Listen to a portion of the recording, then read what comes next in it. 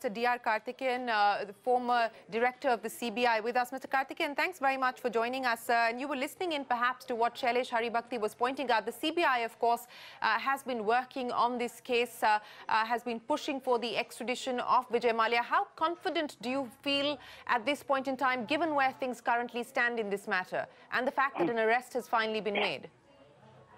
I entirely agree with Mr. Shailesh Haribhakti, whom I hold with great regard for his knowledge and objectivity. But one thing is there, the very fact this fugitive from law has been arrested shows at least the credibility of the government. The allegations have always been that the government is not serious and collaborating and all that. So to that extent, government's credibility stands vindicated. Of course, arresting and getting him repatriated will take a long time. But the laws, what happens is always in favor of the powerful and the rich. If they engage the popular, cleverest lawyers, they can. So far, they have succeeded in beating the system. But the whole idea is that government, people should faith in the system should be restored, at least by bringing him back and let them negotiate. Let them negotiate, and maybe it's a settlement out of court, whatever it is. But the thing is, it should not allow that people can get away because they are politically influential or they are very rich or they have clout all over the world, That's the only thing. No, you're absolutely right to extricate himself from this. Let me quickly get in a word in from Mr. Karthikeyan, the former director of the CBI.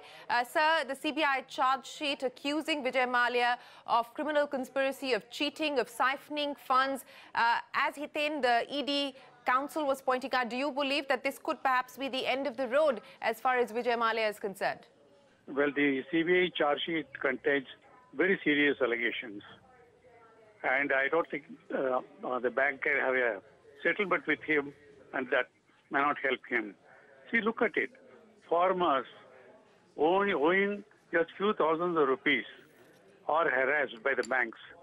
With the result, they either commit suicide or they have to sell the property to settle it. Few thousands.